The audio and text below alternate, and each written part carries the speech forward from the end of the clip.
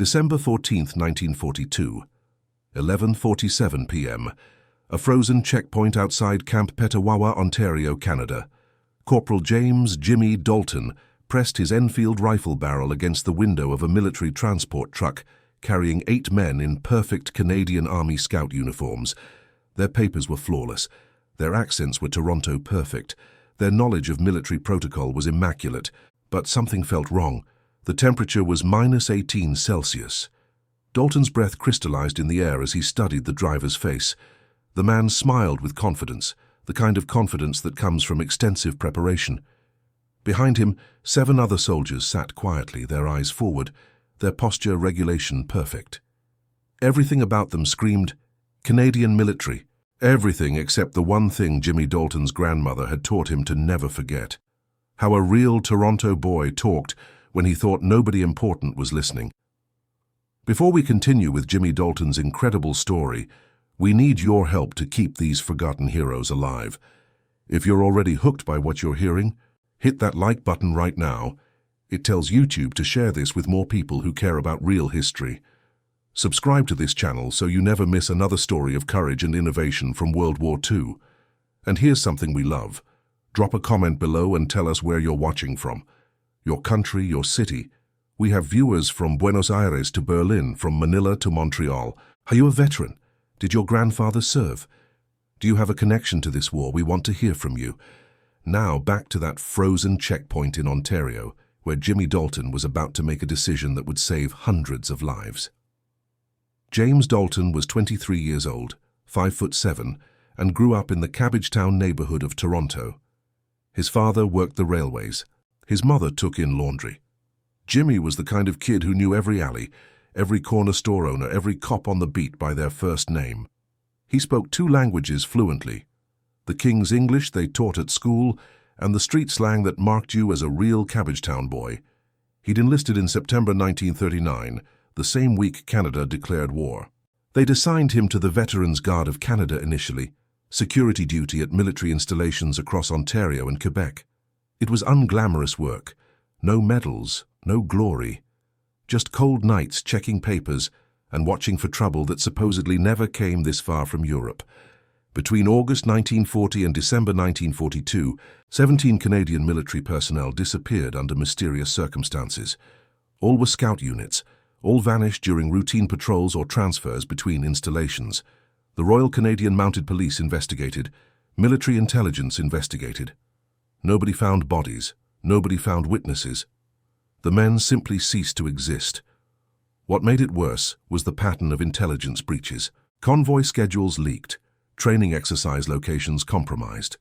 Shipment manifests appearing in intercepted German communications. Someone was feeding information to Berlin, and they were doing it from inside Canadian military operations. On November 8, 1942, Dalton lost someone who mattered. Private Robert "Bobby" Mackenzie had been Jimmy's best friend since they were 8 years old. Same neighborhood, same streets, same dreams of getting out of Cabbagetown and making something of themselves. Bobby was going to be a journalist after the war. He'd already been accepted to Ryerson.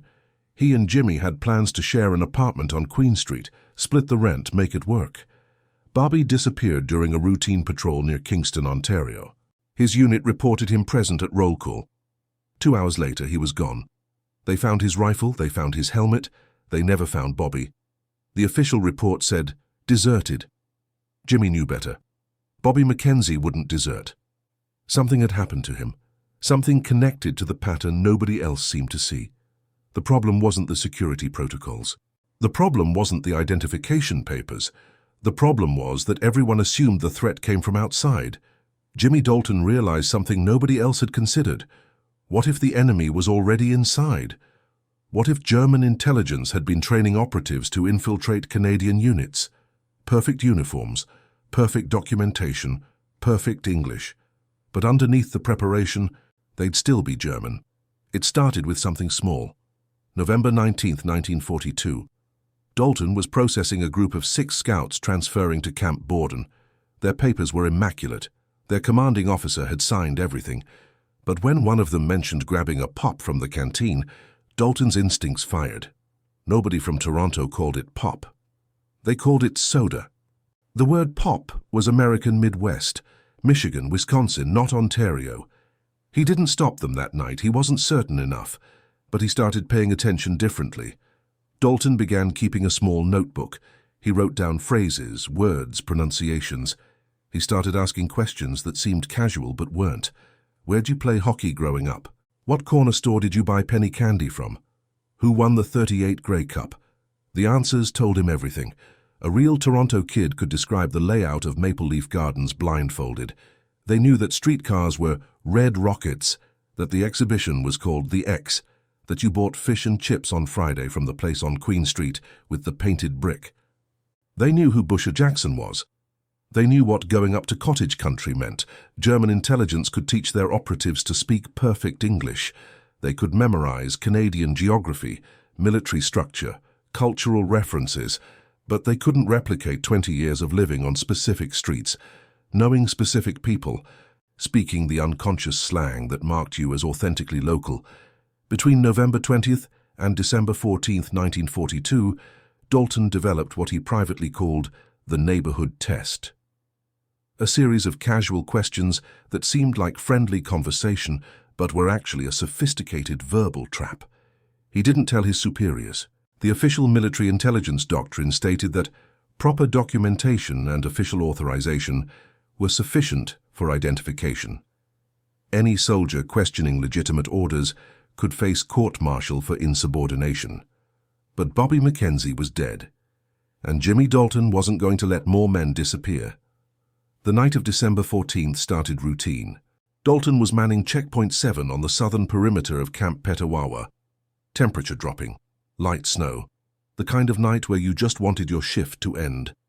At 11:43 p.m., a military transport approached. The driver presented transfer orders for 8 scout personnel heading to a training exercise in Quebec. Everything was regulation. The signatures were correct. The unit designations matched the duty roster. Dalton looked at the driver, looked at the 7 men in the back. Then he asked a question that wasn't in any security protocol. "You boys from Toronto?" The driver smiled. "Yes, sir. Born and raised." "Yeah? What neighborhood?" "Downtown, near the university." Dalton nodded slowly. His breath made clouds in the frozen air. "Nice area. You ever get down to Sunnyside Beach?" "Sure, a couple times." "Good swimming there. You remember what they called that big pool?" The driver didn't hesitate. "The public pool, down by the boardwalk." "Wrong. Every Toronto kid knew it was called the Sunnyside Bathing Pavilion, or just the pavilion, never the public pool."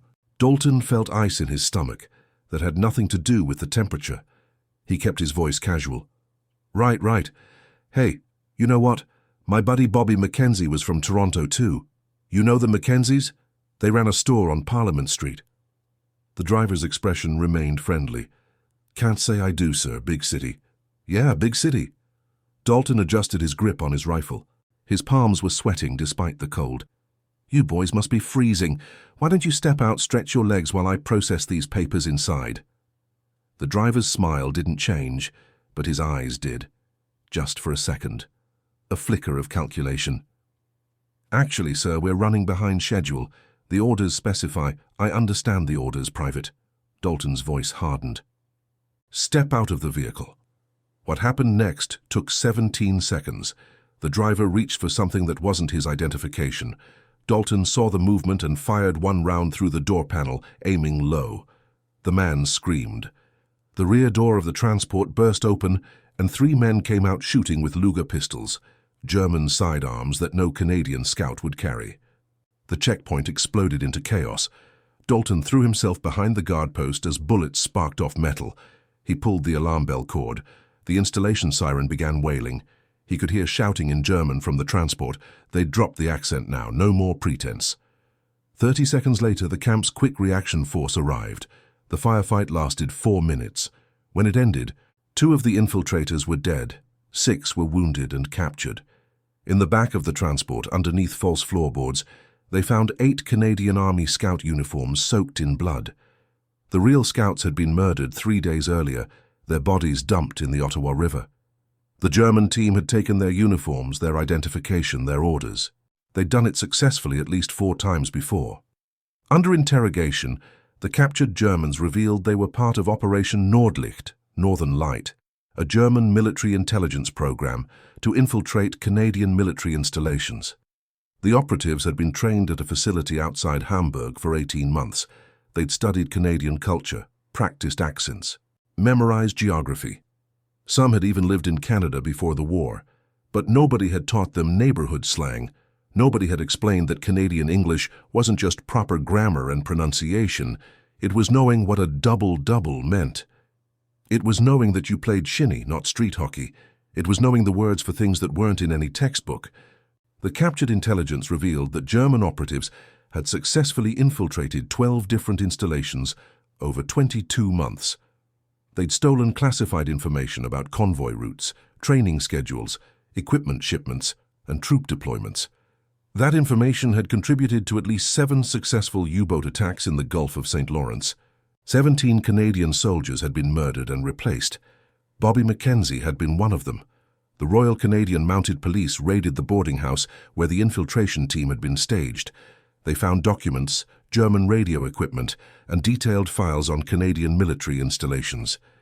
They also found Bobby's wallet, still containing the acceptance letter from Ryerson. The military brass initially wanted to court-martial Dalton for disobeying security protocols by questioning legitimate documentation. The official procedure was to accept proper papers and authorization. Dalton had violated that procedure. Then the intelligence assessment came through showing how many lives his neighborhood test had saved. The court-martial was quietly dropped. Dalton received no medal, no commendation, no official recognition, but within 3 weeks every checkpoint in Canada received new security protocols. Guards were instructed to engage in casual conversation with personnel, to ask questions about local geography, culture, and slang, to trust their instincts if something felt wrong. The language-based security screening remained classified until 1998. It was called the Dalton Protocol in internal documents, though Jimmy never knew that. Between December 1942 and May 1945, Canadian security forces intercepted 23 additional German infiltration attempts. The neighborhood slang test stopped all of them. Not a single operative made it past the new screening. After the war, Jimmy Dalton went back to Cabbagetown. He got a job with the Toronto Transit Commission, maintaining streetcars. He married a girl named Sarah from Kensington Market. They had 3 children. He never talked about the war except to say he'd done security work. He never forgot Bobby Mackenzie. In 1973, a historian named Dr. Patricia Holloway was researching wartime intelligence operations for the Canadian War Museum. She discovered declassified documents referencing Operation Nordlicht and the infiltration attempts. Buried in the files, she found repeated mentions of linguistic cultural screening protocols initiated after an incident at Camp Petawawa in December 1942. She tracked down Dalton in 1974. He was 65 years old, retired, living in the same Cabbagetown neighborhood where he'd grown up. He agreed to one interview. He told her about Bobby Mackenzie, about the 17 soldiers who disappeared, about the frozen night when 8 men in perfect uniforms couldn't explain what Toronto kids called the swimming pool at Sunnyside Beach. Dr. Holloway asked him how it felt to save so many lives. Jimmy Dalton thought for a long time before answering. "I just wish I'd figured it out before Bobby." James Dalton died on March 8, 1989, at the age of 70. His obituary in the Toronto Star mentioned his 42 years with the TTC. It mentioned his children and grandchildren. It said he'd served in the Veterans Guard during World War II. It didn't mention that his understanding of neighborhood slang had uncovered one of the most dangerous German intelligence operations in Canada. It didn't mention the 23 infiltration attempts he'd helped stop. It didn't mention that military intelligence protocols changed because of what he'd figured out on a frozen night in December. In 1995, the Canadian War Museum added a small exhibit on wartime intelligence operations. One display case contains documents from Operation Nordlicht. There's a brief mention of linguistic screening protocols that helped identify enemy infiltrators. There's no photograph of Jimmy Dalton, no plaque with his name. Just a small notation in the museum's research database that refers to Civilian-Derived Security Innovations 1942-1945. The real Toronto kids would understand. The ones who grew up knowing which words marked you as authentic. The ones who understood that some things can't be taught from a textbook in Hamburg. Bobby McKenzie would have understood too. If this story moved you, if it made you think about the forgotten heroes who saved lives through simple observation and courage, hit that like button right now. Subscribe to this channel so we can keep sharing these stories that the history books overlooked. Drop a comment below and tell us where you're watching from. Tell us if you have a connection to this war, to Canada, to the kind of neighborhood knowledge that can't be faked. Tell us if you knew someone like Jimmy Dalton, someone who saw what others missed. These stories survive because people like you care enough to listen. Thank you for keeping their memory alive.